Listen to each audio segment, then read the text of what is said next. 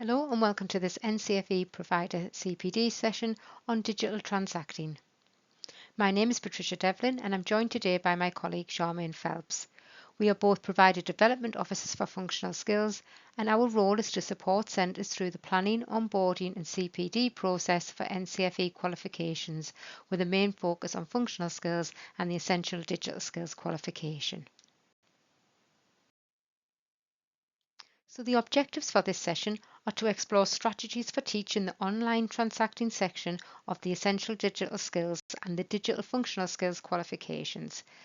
So we'll be having a look at the assessment structure, we'll look at entry level 3, level 1 and then a summary. We'll take a look first at the assessment structure. So here we have the weightings of the Essential Digital Skills at entry level 3 assessment. So for Essential Digital Skills, Transacting Digitally is the 5th content area and has the 2nd lowest weighting in the assessment compared with the other content areas.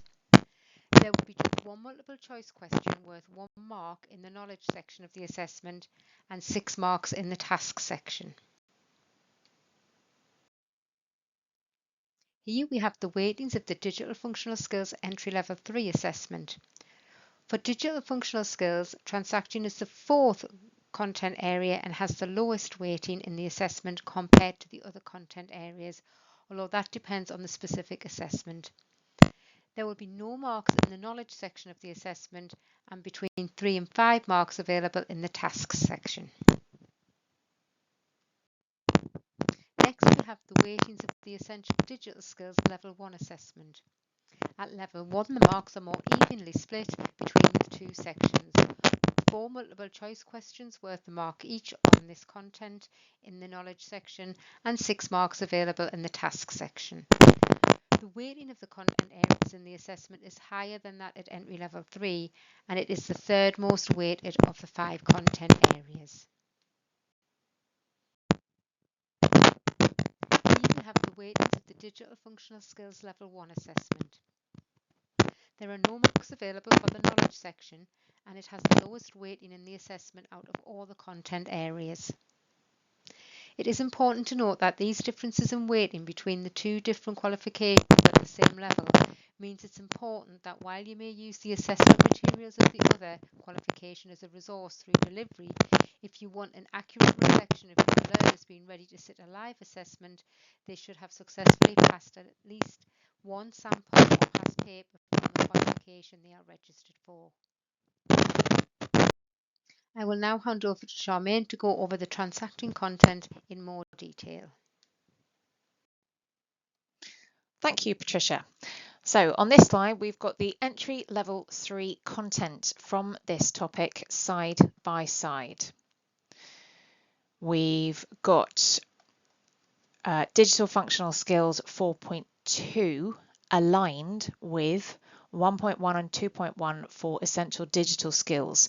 So 4.2, which is about being able to comply with verification checks to complete an online transaction, aligns to 1.1 and 2.1 from Essential Digital Skills.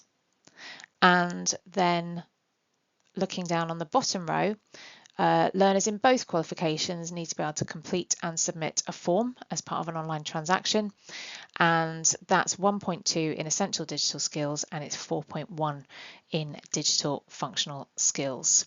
For this content area, the information in the specification is more explicit in Essential Digital Skills than Digital Functional Skills. However, the content is broadly similar for this. So if you've taught one and you're switching to the other, there is little to no difference at entry level 3 in terms of the content.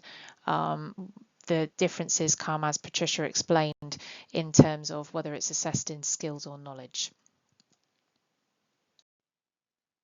So in the live session, we asked this question of the attendees: what free sites can you use to practice the skills? You may like to pause the recording and think for yourself, what free sites do you think you might like to use so that your learners can practice submitting an online form, verification checks, making an online purchase, and I'll share some of the ideas that we came up with. So for online forms, you could speak to your learners actually. I mean, there may be an online form that they need to complete, that they're doing this course in order to be able to complete. So by all means, you can actually do something real and support your learners in doing something that they want to do and have to do anyway. Alternatively, if you're looking for an online form that is fairly straightforward to complete, loads of gyms. You can get a free pass at a gym, and that involves completing an online form. So there's one idea. And then also, if to complete online transactions, you could see what you can do for buying free items.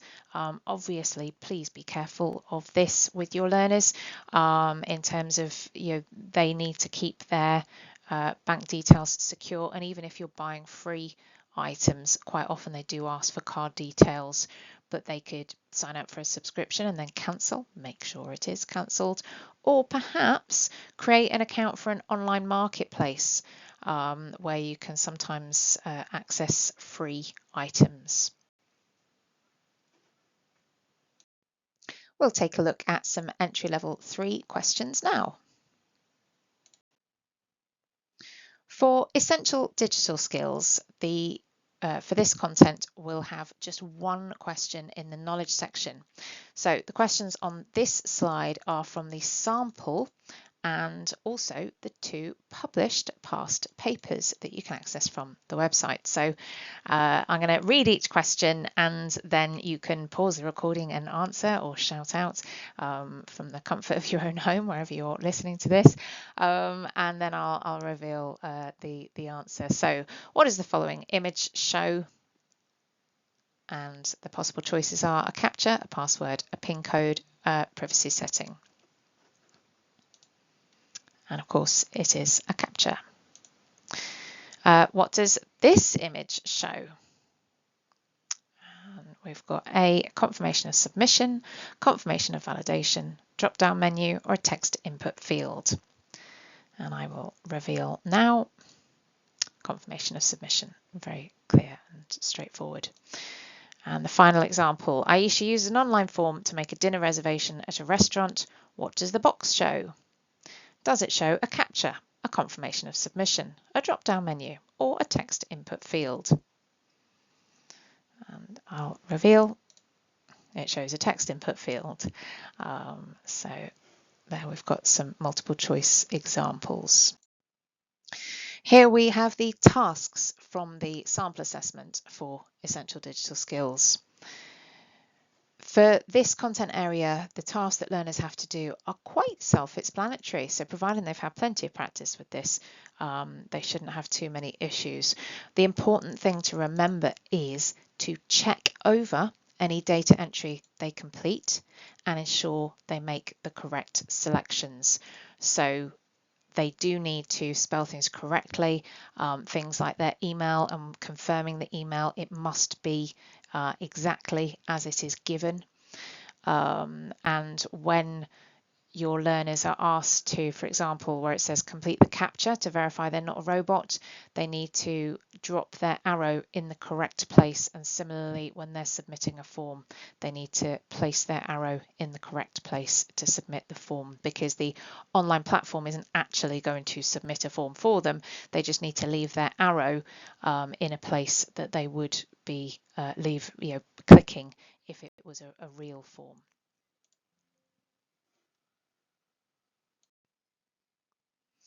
These essential digital skills tasks come from one of the past papers. So when confirming an email address, it is important, as I've just said, that the confirmation email is exactly the same as the email written either in the question or in an earlier part of the answer. So in this case, we're confirming with the correct selection. Now, when you are making a selection, in the assessment platform, it gives a little tick to show that that is the selection that you have chosen. Learners need to know that seeing a tick like this doesn't mean that their answer is correct. So in this case, it is correct. We've chosen the correct celebration cake. However, here in part E, it says to select large as the size. Now I can select medium and it will give me a tick. That tick simply shows that that is the selection that I have made. That tick does not mean that is the correct answer. So please be aware of that. And similarly here, it's just a yes, a choice of selecting the correct yes or no. And then here for select the option to submit the order form, this is what your arrow looks like. So you click on the little arrow and you'll be able to leave the arrow in the correct place. And if you don't like where you've left it, you can cross the arrow away and then put it in the place that you did want it to go. So that's shown here. So, and look, if you notice, when I'm in the right place, it turns to a hand. So that's quite helpful. But if I put it in the wrong place, I can cross it away and then leave it there.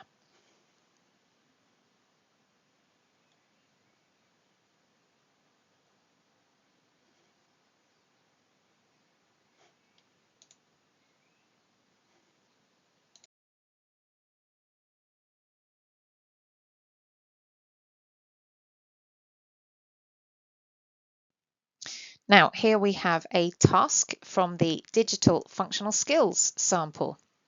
Although Digital Functional Skills is externally marked, it is important that you understand the mark scheme to prepare your learners for their assessments. So we've got a question here, and here we've got an answer alongside the mark scheme. So there's a maximum of 3 marks available. In the live session, the attendees had the opportunity to mark this, and then we moved on. So as this is a recording, please, you can pause the recording and decide for yourself how many marks would you award, and then I will reveal, and I shall reveal now. So they will only get 1 out of 3 for this particular question. So, and that's for this mark here. The password meets the criteria. However, the email address is entered incorrectly. It should be an underscore there instead of a hyphen. And then when it's confirmed, that's also incorrect. So we don't get the mark at the bottom, and we also don't get the mark at the top.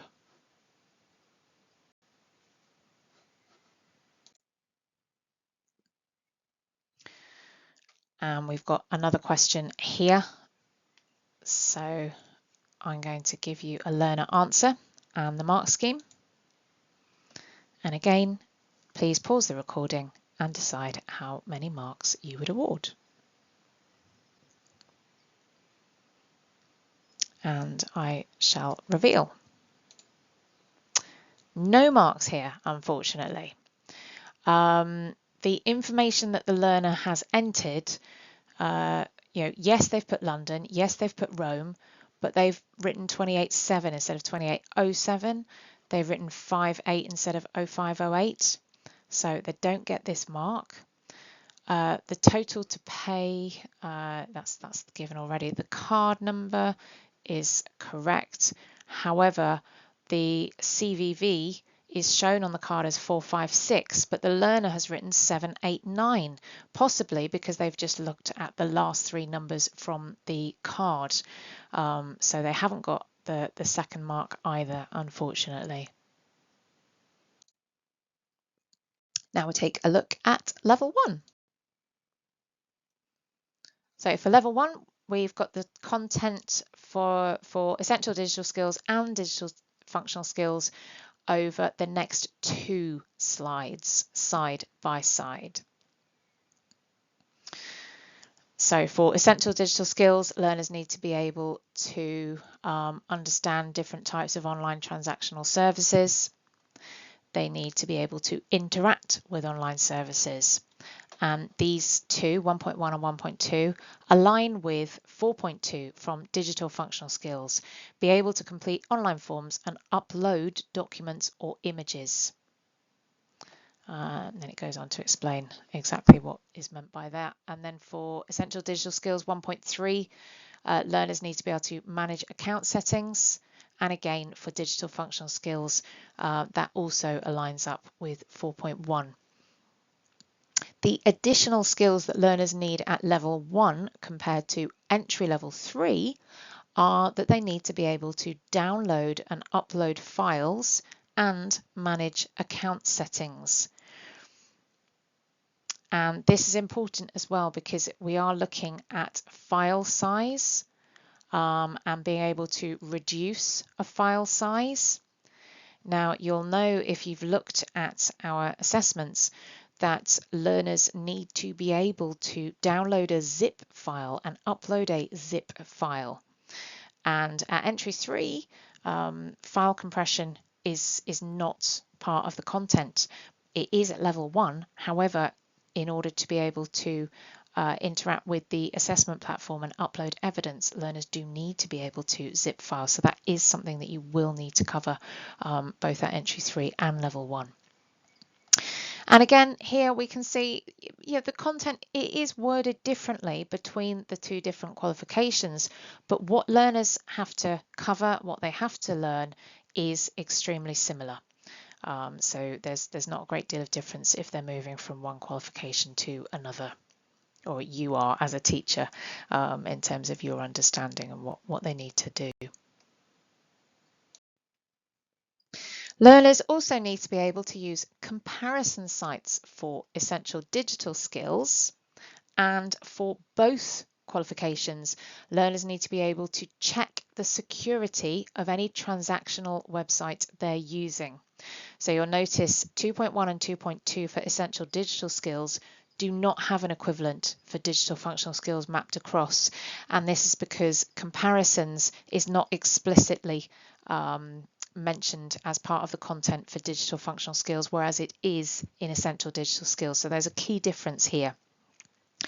2.3, however, buying safely online does align to digital functional skills 4.3, be able to carry out checks to reduce the risks involved in transactions online. Now, please be aware when teaching about security that Google changed their padlock symbol display. So for Edge, if you use Edge as a browser, you'll see that you do still get a padlock. Also, like on my phone, I have Safari, that also has a padlock still. But if I go to Google Chrome, then you'll see instead what they call the tune symbol. And if you click on that tune symbol, it gives you further information. And then we do see the padlock symbol. So it tells us that this connection is secure. And then the little arrow, if I click on that arrow, it tells me a little bit more. So I've got the padlock. It tells me the connection is secure. So passwords, credit card numbers are private when sent on that site. And it also tells me that that certificate is valid. So just be aware when you are teaching about padlock symbols that Google now has that tune symbol. Now, because the tune symbol came out after the qualification specification, don't worry, learners will not be assessed on that tune symbol. However, because they will be out in the real world making transactions and possibly using Chrome as a browser, they need to know about it for that purpose. They won't be assessed on that tune symbol. So I'll hand over to Patricia for an activity that you may like to try now. In the live session, we took some time to consider how we deliver this content, so you may like to pause the recording now and have a think for yourself before we reveal our ideas.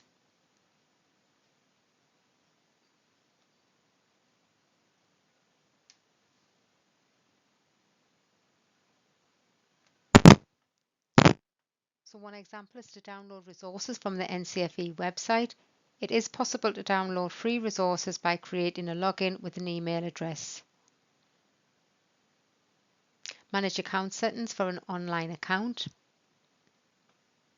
Use comparison sites to search for specific services. You could write a Google review. It is possible to write a review for something without verifying a purchase.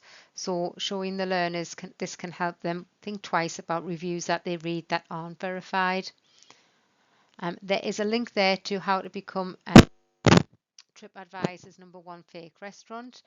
So that's quite an interesting one to show with your learners as well. It gives an example of fake reviews. And for this, a fake restaurant was created with lots of fake reviews until it became a top on TripAdvisor and eventually had an opening night, even though it was just in the back garden of the content creator.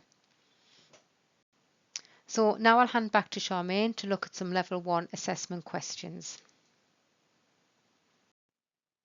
Thank you. And now we'll look at some level 1 assessment questions. We'll start with some multiple choice questions for essential digital skills. And again, you can pause the recording if you'd like to test yourself. So when buying online, which one of the following would indicate that the website is secure? The customer satisfaction reviews are positive, there's a padlock symbol in the address bar, there's an option to use a credit card, or there's an option to use a debit card. You can state your answer aloud if you like, depending on if anybody's listening to you. I'll reveal the answer now. There's a padlock symbol in the address bar. There we go. And for this one, which one of the following cannot be done by adjusting email account settings? Changing a password, choosing privacy settings, deciding on the level of security, increasing storage space. And the answer is increasing storage space. And more multiple choice questions. Mia views a website, decides it is secure. She's also decided what she wants to buy. What's the first action Mia should take during her online shop? Add her choice to the basket, add her contact details, choose the delivery method, or proceed to payment. Decide on your answer, and I'll reveal. Add her choice to the basket, of course. And next one, Juan wants to order a laptop to have in time for a new college course he starts next week. He's identified 2 possible choices. Which one of the following comparison options would help Juan to decide? Delivery time, device color, product marketing, or retailer brand? You can decide on your answer, and I shall reveal delivery time. Yeah, that's the main thing, that he's already made his choices. But he must have it before college. So that's what he needs to use as his criteria. Now here we've got an example of one of the essential digital skills tasks from the sample paper. And for this, learners need to copy the URL of a website selling a particular product, make a comparison based on price, and then be able to select a payment option. So they download the document, they make their comparison, make their selection, and they will need to upload the document as well. And similar to at entry level 3, learners at level 1 may be given tasks involving data entry and making selections from an online form. And for digital functional skills, we've got part of a task assessing the online transactions content. And for this one, we've got an answer. So a learner response is given there. And we've got the mark scheme. So again, pause the recording and decide how many marks you would award. And then I shall reveal.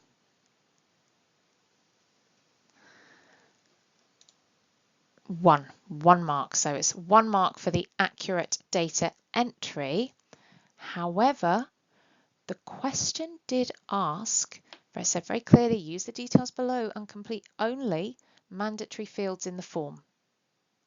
So the learner completed everything. So unfortunately, they can't get both of the marks. And bear in mind as well, I know you can see that there's 3 marks available here, but for the transactions part of this, there are just 2 marks available. So they've got 1 out of the possible 2. And for this part of the sample, learners will need to upload the image that you will find in the sample pre-release files. Now, you will notice that when trying to upload files to the website version of the sample assessment, nothing happens. So you choose your file and it just spins around forever. So if you're just accessing a sample or past paper direct from the website without using a key code, then the images will not show as being uploaded. However, if you book the assessment as a practice in Surpass and sit it through Secure Client, the file will show as having uploaded. So it will show like this. You can see it there. Now, unless you have signed up for our mock marking pilot, you will not be able to access the file even if you have booked it in Surpass. So please bear that in mind if you're getting your learners to sit their mocks and you're wanting to mark them afterwards. If you would like to be able to mark their mock assessments, please do let us know. There is a form on the website that you can complete to say that you would like that functionality. Alternatively, you can just contact me directly and I'll pass your details over to our assessment delivery team.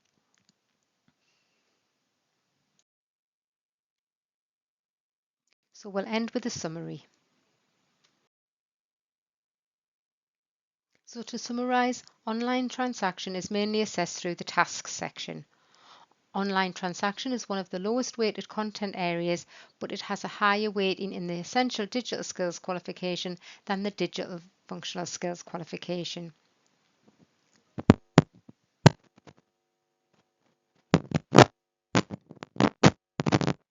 Make connections with other parts of the qualification in your delivery.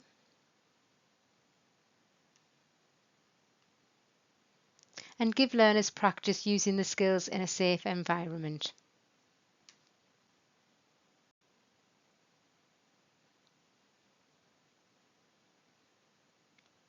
Also, the ability to complete online forms and make transactions online is essential for everyday life.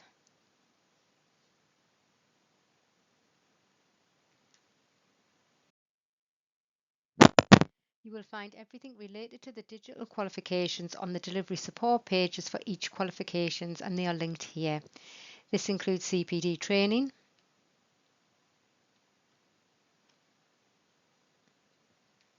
and past papers.